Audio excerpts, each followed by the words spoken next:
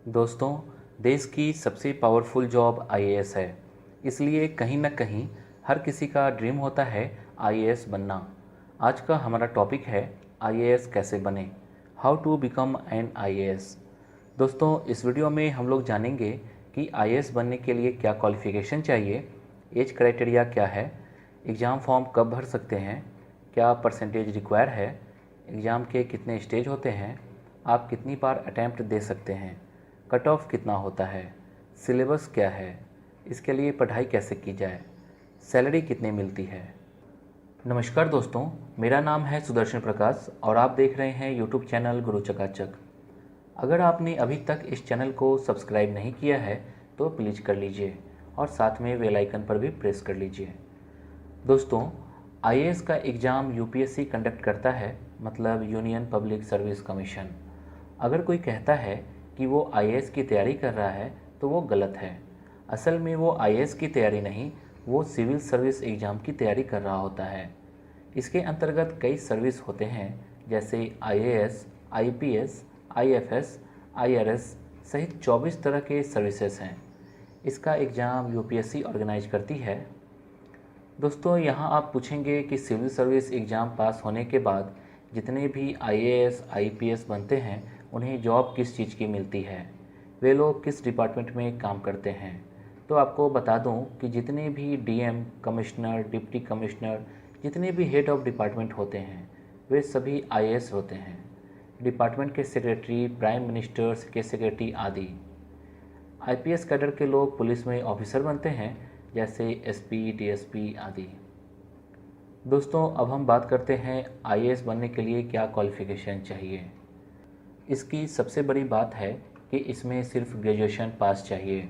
अगर आप किसी भी सब्जेक्ट से मिनिमम मार्क्स से ग्रेजुएट हैं या आप ग्रेजुएशन लास्ट ईयर या लास्ट सेमेस्टर के स्टूडेंट हैं तो भी आप आईएएस का फॉर्म भर सकते हैं। आपने अगर BA, BCom, BSc, BBA, BCA, engineering, medical या कोई भी डिग्री कोर्स किया हो, आप यूपीएससी का एग्ज़ाम देने के लिए एलिजिबल हैं। एक खास बात है कि कैंडिडेट इंडिया का सिटीजन होना चाहिए। आईएएस और आईपीएस बनने के लिए सिटीजन ऑफ इंडिया कंपलसरी है। लेकिन जितने भी अदर सर्विस हैं एडमिनिस्ट्रेटर के अंतर्गत, जैसे आईएफएस, आईआरएस आदि के लिए माइग्रेट हो सकते हैं, जैसे नेपाल, भूटान, पाकिस्तान के माइग्रेट हो सकते हैं। अब बारी आती है एज क्राइटेरिया की। इसमें ज़्यादातर स्टूडेंट को कन्फ्यूजन रहता है। सिविल सर्विस के फॉर्म में एज को लेकर जो क्राइटेरिया है वो 21 से 32 साल है। ये एज क्राइटेरिया जनरल के लिए है। ओबीसी के लिए 21 से 35 साल है और एससी एसटी के लिए 21 से 37 साल है। अगर आप जम्मू और कश्मीर से हैं तो जनरल के लिए 21 से 37 साल है। वहीं फिजिकल चैलेंज स्टूडेंट के लिए 10 साल छूट है और वे मैक्सिमम 42 ईयर तक फॉर्म भर सकते हैं। और जो डिजेबल्ड हैं, जैसे ब्लाइंड और डेफ हैं, तो उनमें जनरल के लिए मैक्सिमम 37 साल, ओबीसी के लिए 38 साल और एससी एसटी के लिए 40 साल तक मैक्सिमम एज लिमिट है। ये एज लिमिट तैयारी करने वाले स्टूडेंट को पता होना चाहिए। अब जब हम लोग एज लिमिट समझ चुके हैं तो बारी आती है कि आप कितना अटैम्प्ट दे सकते हैं। जो स्टूडेंट जनरल से बिलोंग करते हैं वे 6 अटैम्प्ट दे सकते हैं, ओबीसी 9 अटैम्प्ट दे सकते हैं और SC ST means schedule caste और शेड्यूल ट्राइब से बिलोंग करते हैं वे एज लिमिट ख़त्म होने तक अटैम्प्ट दे सकते हैं। जम्मू और कश्मीर के लिए up to the age limit है। तो दोस्तों, एक बात और कि ये अटैम्प्ट तभी काउंट होगा जब आप प्रीलिम्स एग्ज़ाम में बैठेंगे।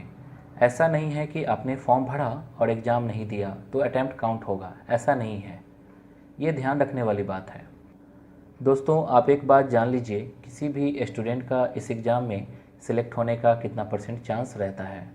तो स्टूडेंट का सिविल सर्विस एग्ज़ाम में सिलेक्ट होने का चांस मात्र 0.21% रहता है। पिछली बार 11,37,000 स्टूडेंट फॉर्म अप्लाई किया था, लेकिन प्रीलिम्स एग्ज़ाम देने गए मात्र 5 लाख। इनमें क्वालिफाई किया 15,445 स्टूडेंट ने। इंटरव्यू के लिए 2,955 पहुँचे, जबकि सिलेक्ट हुए मात्र 1099 स्टूडेंट। यह आंकड़ा बहुत कम है। दूसरे एग्ज़ाम में भी लगभग यही आंकड़ा रहता है। आप इन सभी बातों पर ध्यान मत देना, क्योंकि आपको सोचना है कि आपको सिर्फ एक सीट चाहिए और आप क्वालिफाई कर जाएंगे। अब बात करते हैं एग्ज़ाम पैटर्न का। पहला है प्रीलिम्स एग्ज़ाम, दूसरा है मेंस एग्ज़ाम और तीसरा है इंटरव्यू। प्रीलिम्स एग्ज़ाम में 2 पेपर होते हैं, पहले जनरल स्टडीज और दूसरा सीसेट का होता है। दोनों पेपर 2-2 नंबर के होते हैं। दोनों पेपर में नंबर ऑफ़ क्वेश्चंस अलग अलग होता है। पहले में 100 क्वेश्चन और दूसरे में 80 क्वेश्चन होते हैं। इस एग्ज़ाम में आप हिंदी या इंग्लिश दोनों में से किसी एक लैंग्वेज में एग्ज़ाम दे सकते हैं। ये आप पर निर्भर करता है कि आप किस लैंग्वेज में कंफर्टेबल हैं। अब जानते हैं इस एग्ज़ाम का सिलेबस क्या है। फर्स्ट पेपर में जनरल स्टडीज़ से सवाल पूछा जाता है, जैसे current affairs, history, geography, constitution, economics, general issue, general science वगैरह से सवाल पूछे जाते हैं। इसके लिए आपको करंट अफेयर्स पर ज़्यादा जोर देना पड़ेगा। आपको हर रोज़ न्यूज़पेपर पढ़ना है, 2 घंटे 3 घंटे डेली पढ़ना है। इसके लिए आप द हिंदू न्यूज़पेपर को पूरा पढ़ जाइए, हर रोज़ पढ़िए। आपको जनरल इशू पर फोकस करना है, वर्ल्ड में क्या चल रहा है, इंडिया और अदर कंट्री के बीच क्या डील हो रही है। आपको 10th 12th तक की बुक पढ़ जानी है। आप सोचेंगे कि बुक शॉप से मंथली करेंट अफेयर्स के मैगज़ीन परचेज करके पढ़ लिया और करेंट अफेयर्स कंप्लीट हो गया। ऐसा बिल्कुल भी नहीं है। आपको न्यूज़पेपर के साथ साथ टीवी पर जनरल इशू पर चल रहे डिबेट को देखिए और समझने का प्रयास कीजिए, क्योंकि इसमें ज़्यादातर politics, international, national, state level के न्यूज़ होते हैं। ये तो था फर्स्ट पेपर का सिलेबस। अब सवाल उठता है कि दूसरे पेपर में क्या है। ये पेपर सीसेट का है। इसमें बैंक, एसएससी जैसे क्वेश्चन होते हैं, जैसे comprehension, logical reasoning, decision making आदि। अब सवाल है कि आखिर पहला और दूसरा पेपर में अंतर क्या है। आपके लिए जानना बेहद ज़रूरी है कि दूसरा वाला सिर्फ क्वालिफाइंग पेपर है। इसमें आपको 66 अंक लाने हैं। पहला पेपर आपका मेरिट बनाता है, जिससे आप मेंस एग्ज़ाम के लिए क्वालिफाई कर पाते हैं। दोस्तों, एग्ज़ाम में मल्टीपल चॉइस क्वेश्चन होते हैं, जिसमें ऑप्शन होता है। ये तो थी प्रीलिम्स एग्ज़ाम के बारे में। दोस्तों, प्रीलिम्स एग्ज़ाम सिर्फ क्वालिफाइंग स्टेज होता है। ये एक प्रक्रिया है सेकेंड स्टेज में जाने का, मीन्स मेंस एग्ज़ाम में जाने का। मेरिट के लिए प्रीलिम्स का मार्क्स नहीं जुटता है। अब जानते हैं प्रीलिम्स का कट ऑफ कितना रहता है।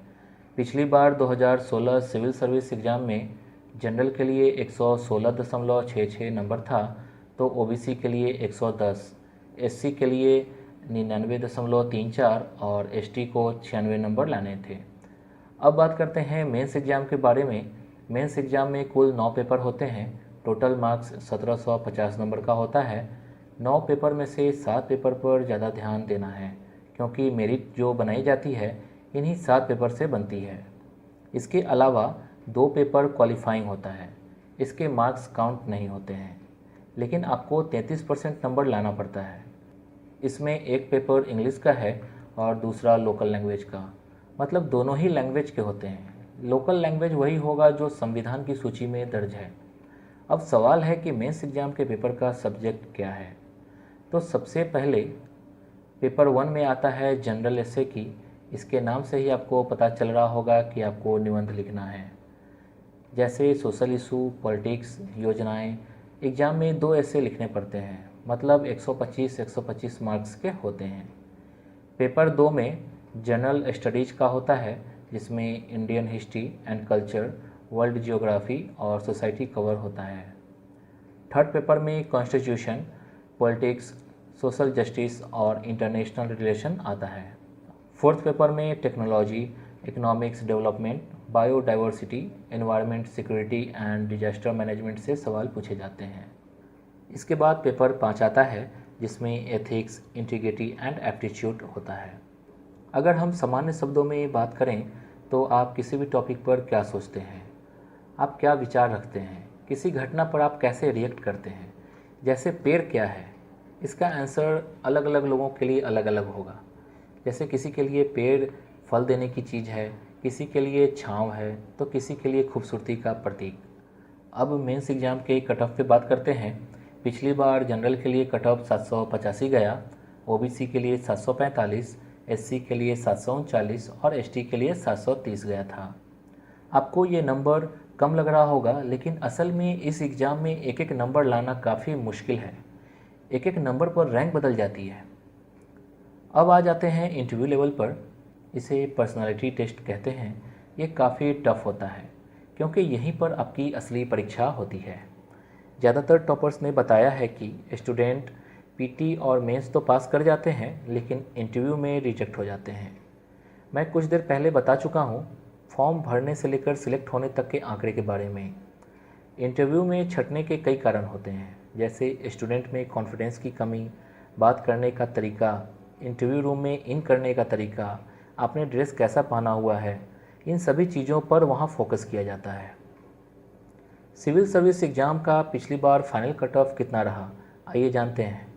जनरल के लिए 988, ओबीसी के लिए 951, एससी का 937, वहीं एसटी के लिए 920 रहा था। फॉर्म भरते समय ही पूछा जाता है कि आप कौन कौन सी सर्विस पसंद करते हैं। 3 सर्विस को, जैसे आईएएस, आईपीएस, आईएफएस को ऑल इंडिया सर्विस कहा जाता है, बाकी सर्विस सेंट्रल सर्विस में आती है। दोस्तों, यहाँ सवाल है कि इतनी तैयारी करवा ली तो सैलरी क्या होगी। इनकी सैलरी अलग अलग होती है कि आपका रैंक क्या है, किस कैटेगरी की जॉब मिली है। जैसे डीएम का पे स्केल 50,000 से 1.5 लाख, मंत्री के सचिव या विभाग के सचिव को 1 लाख से 2 लाख, चीफ सेक्रेटरी को 2 लाख और कैबिनेट सेक्रेटरी को 2.5 लाख मिलता है। इसके अलावा बहुत सारे फैसिलिटी प्रोवाइड किए जाते हैं। अब आते हैं कि सिविल सर्विस एग्ज़ाम के लिए स्ट्रेटजी क्या अपनाई जाए। आप अपने सब्जेक्ट पर फोकस करो, दूसरों की सुनो और अपनी मन की करो। टॉपर का इंटरव्यू देखो, लेकिन सब्जेक्ट वही चुनो जो आपके अपनी पसंद का हो। दोस्तों, मेरे द्वारा दी गई ये इन्फॉर्मेशन अगर आपको अच्छी लगी तो लाइक ज़रूर कीजिए और इस वीडियो को अपने दोस्तों के साथ शेयर ज़रूर कीजिए। Thank you.